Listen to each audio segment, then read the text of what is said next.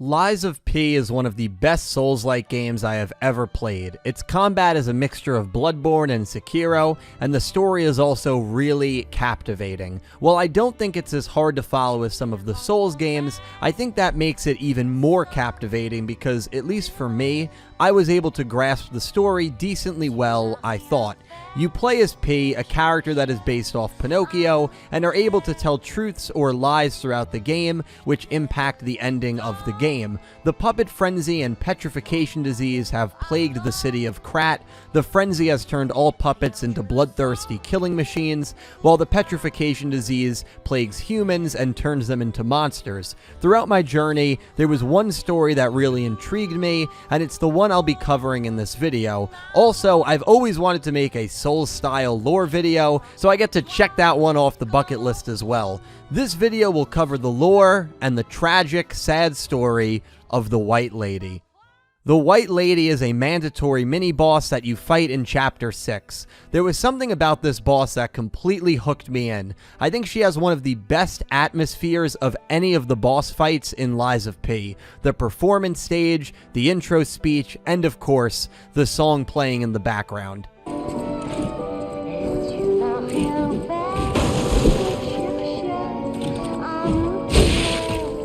This is a song that you hear throughout the game, including during the end credits. Well, this song is performed by Adelina Corday, who we hear about upon entering Rosa Isabelle Street from our partner Gemini. Rosa Isabelle Street, the entertainment district. You might call it extravagant. Operas, operettas, street concerts, all running 24/7. Adelina Corday, the singer in the red dress. Oh, she was the most famous of them all. The legendary prima donna. Well, I'm not sure if she's still alive, so while the past tense makes sense, it's getting a little depressing. There is obviously a significance here between Adelina and the White Lady, which we can immediately connect upon hearing the White Lady's intro when you interact with the skewered, rotating puppet that is displayed at center stage. Oh, what a beautiful puppet you are. I can hear your springs even if you try to hide them. Musicians have keen ears, you know. Would you like to sing for me like your friends? I have a feeling the sound of your cries will be especially sweet. Let's have an encore performance of Pain for the Red actress, Adelina Corday. I dedicate this performance to my sister, Adelina. So Adelina and the White Lady are sisters, which I feel adds so much more emotion to the fact that Adelina's hit song is playing during her fight. The White Lady believes that puppets murdered her sister, which is why she has dedicated her life to destroying as many puppets as possible. I mean, take a look at the arena where you fight her. This is something I didn't fully grasp during my first playthrough, but there are dozens and dozens of dead, skewered puppets on display, almost as if she's displaying them for her own satisfaction. Even approaching the arena, you can see multiple different displays of skewered puppets, almost as if she's warning any puppets in the area that they will be doomed to meet the same fate if they continue their journey. But unfortunately for the White Lady, you are no ordinary puppet. Upon defeating her, you hear her for the final time attempt to speak to her sister. Attire as your sister. As promised, we always match.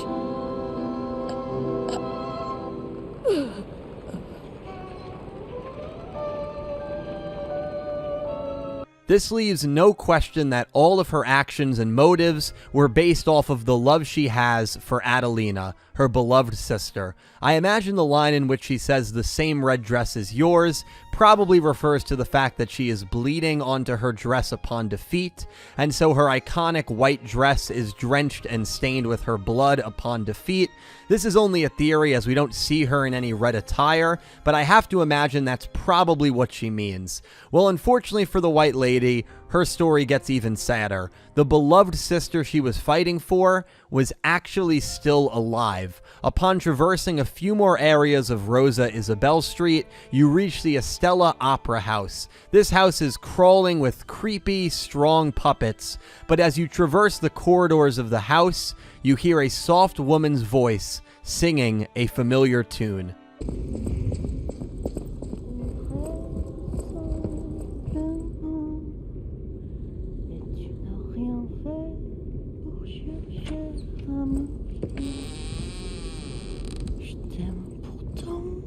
Adelina Corday is still alive. However, she is infected by the petrification disease, and she knows her life is quickly expiring.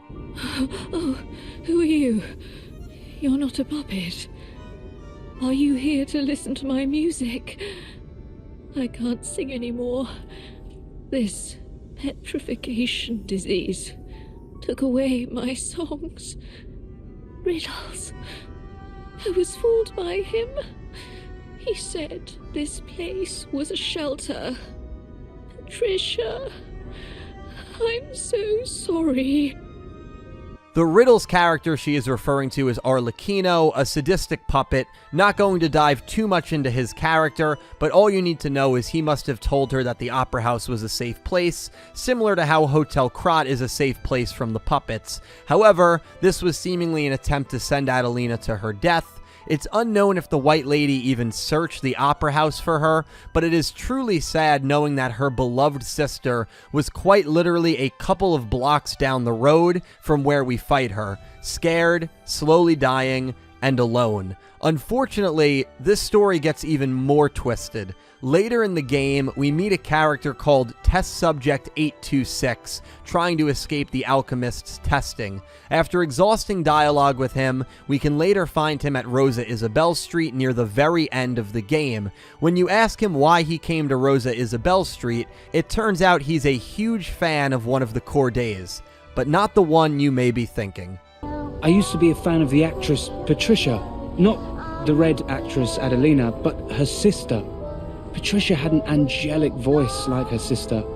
If she'd become famous, they would have called her the White Goddess. But her career was cut short. She took poison and ruined her throat. I've only read others' memories, so I don't know the details, but the memories people had of her songs. You should have heard her voice in her prime. Something transcendent like that. Makes you feel alive. I survived, so I'm seeking out experiences like that. So, any more questions? Wow. So the White Lady, Adelina's sister, Patricia Corday, had just as good, if not an even better singing voice than Adelina herself, who is renowned as one of the greatest performers in Krat.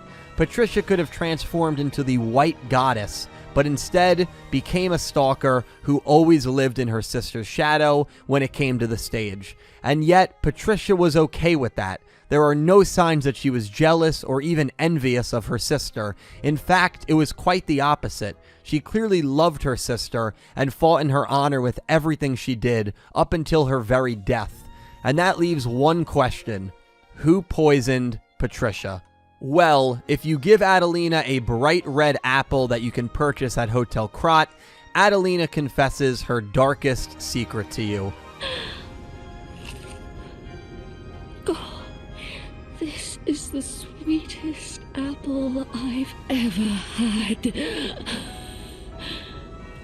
I can't stop death from taking me, but I have enough strength to confess my sins. Can you listen to my last confession? Patricia, I coveted your voice. If I can't match it, then even if I have to break you, Adelina Corday must have it all. I know it's wrong, but still, I love you.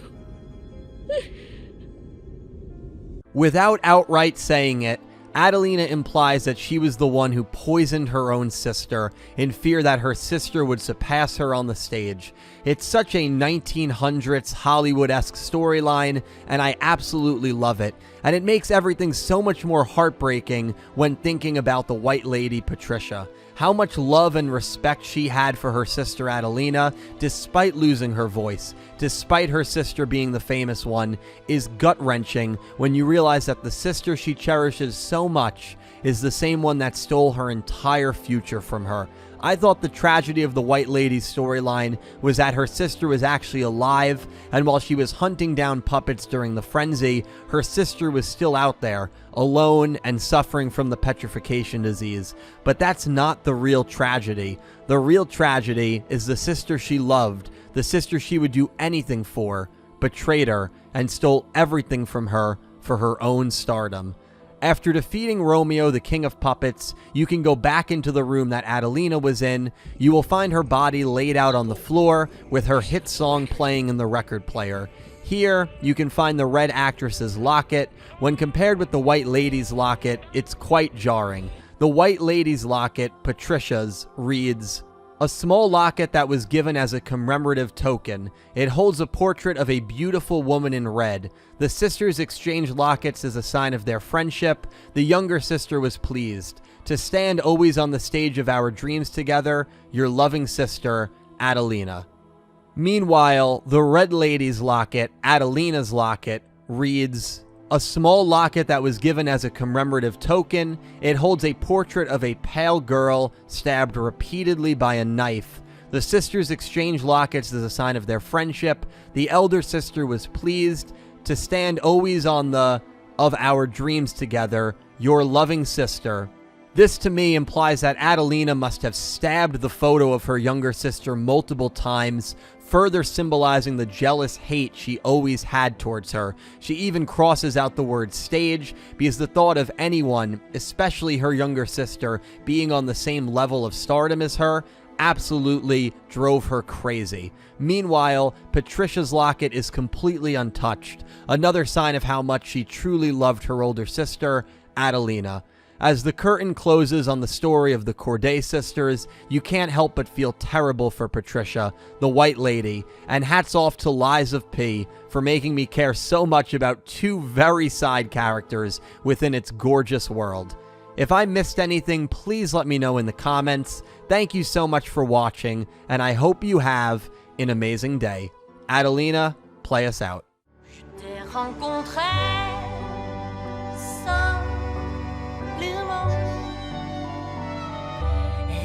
N'a rien fait pour chercher à me plaire. Je t'aime